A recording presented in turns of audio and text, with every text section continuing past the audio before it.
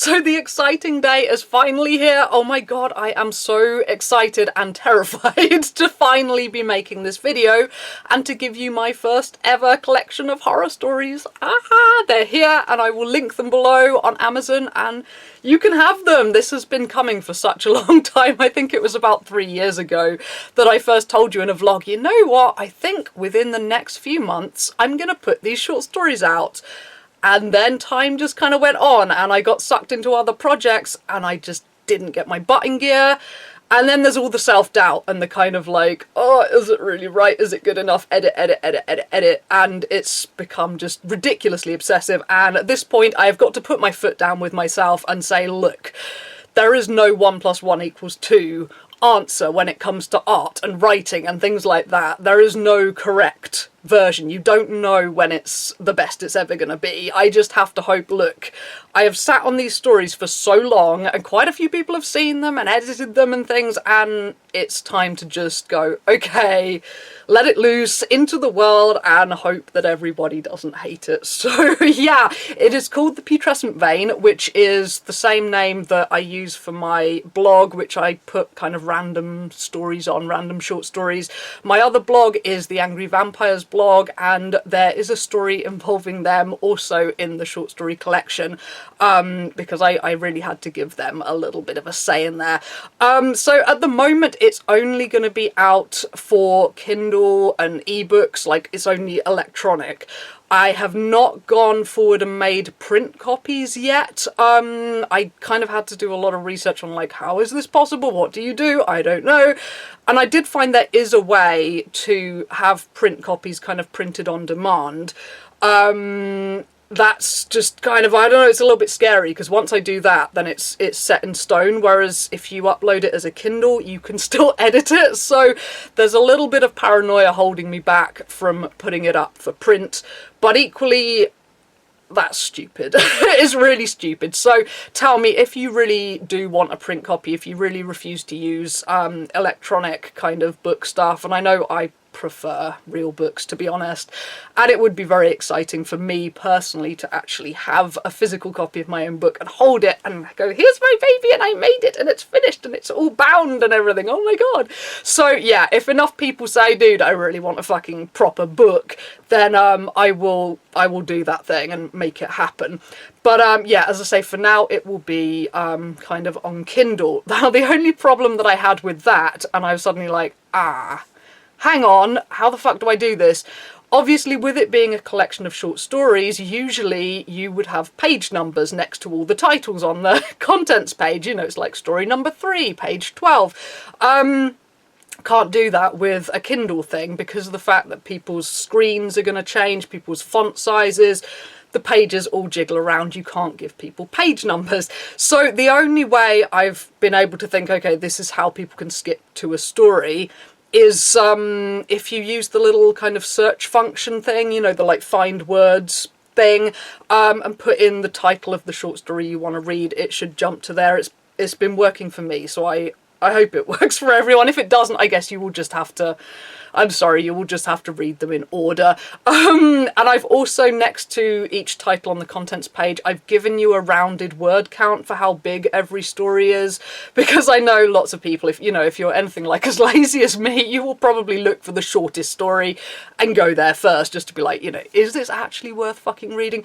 Although I would warn you that when it comes to this collection, the shortest story is the one called In Cars, story number 5, and I wouldn't recommend you go to that one first as an example of what it's like, because that one, honestly, it's a little bit silly. It's just kind of a little ramble about a guy who really likes to have sex with cars. Inspired by, I don't know if you've seen that documentary, there was a documentary on, I don't know if it was like MTV or something many years ago, about guys who really like to have sex with cars, and I just thought it was so weird and such an interesting idea for filth that that's what In Cars is about. So god, yeah, where would I start if I was just gonna skip to one of them and start? I think I probably would just begin at the beginning, really, because I have tried to put some of the ones that are a bit more kind of welcoming and easy to read nearer the beginning, But there are 13 stories on there in total, so it is quite a lot of stories for a collection. Overall, if it was printed, it would be about the size of a kind of slimish novel. So it is like a whole collection-sized thing, because I just felt like, you know, these stories have been adding up for years and years and years. I've left it so long that I have so many. Why not dump them all in one book? You know, it probably would make me more money if I split them up, because apparently you can sell like one short story for 99 cents. But I don't like the idea of doing that. I know a lot of modern short story authors often sell stories that are like one paragraph long and nothing really happens, and maybe I am just artistically backwards and it goes over my head, but I find that a bit rude. Personally, I think if you're gonna buy a freaking short story collection, you should actually get something out of it. There should be a decent amount of reading. So yeah, it's 13 stories long. I thought that would be a kind of lucky number. So the first short story that's on there has been published before in a gay magazine called Glitter Wolf. It was in their Halloween edition, God, how many years ago? 3, 4 maybe years ago. And that was the first thing that I ever got published anywhere. And I do have the rights to it back, so yes, I am allowed to publish it myself. That one is called Beef Elvis, and it's about a pair of gay vampires who, they're in this horrible, horrible future. I can't remember exactly how far in the future I set it, but it's this horrible future where everything that's really crass and gaudy and about the modern world, you know, everybody hashtagging everything to death, old rock songs and old culture being plumbed and turned into this shallow, vapid crap. That's the kind of future they're living in. Everything they ever loved in history has just been trashed before their eyes, and they're disgusted with all of it, and really the only comfort they have in the world is themselves.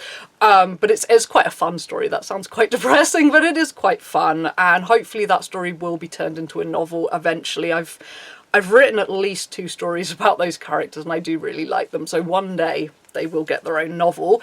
And then the next story, combined with another one that's on there, actually made up my university dissertation, or most of it. So yeah, my university dissertation, you now get to read it.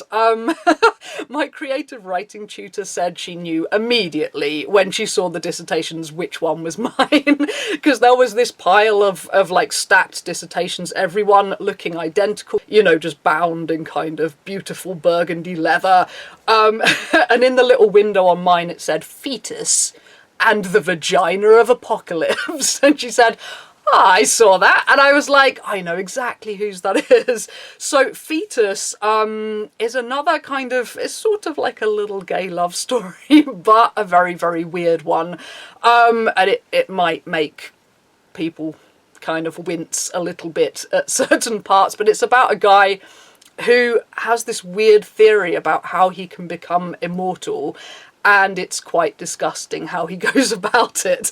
The Vagina of Apocalypse is even more disgusting. It's a story about a boy who is horrified by vaginas. He's had this experience and he is terrified of vaginas, but unfortunately he happens to be straight and teenage and horny. And it's like how he puts together everything in his mind of like, okay, I'm horny, I love women, but vaginas. So yeah, those 2 were my university dissertation. It got an okay mark, so I don't know.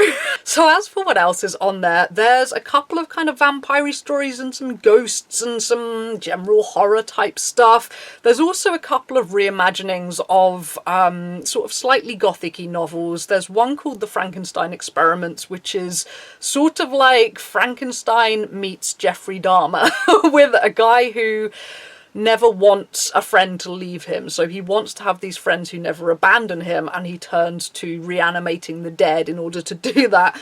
That story is probably the only one I would give a bit of a trigger warning for, kind of sexual assault wise. If you're very sensitive about that, you might want to tiptoe into The Frankenstein Experiments. That one is very dark. It was based on a dream I had. It was a very strange dark dream, and I think there's at least 3 stories in here actually that were based on dreams. So the other one that's a reimagining is number 11, called Gemini, which is a reimagining of The Picture of Dorian Gray, obviously with my name. I really, really love Oscar Wilde, and I do love The Picture of Dorian Gray.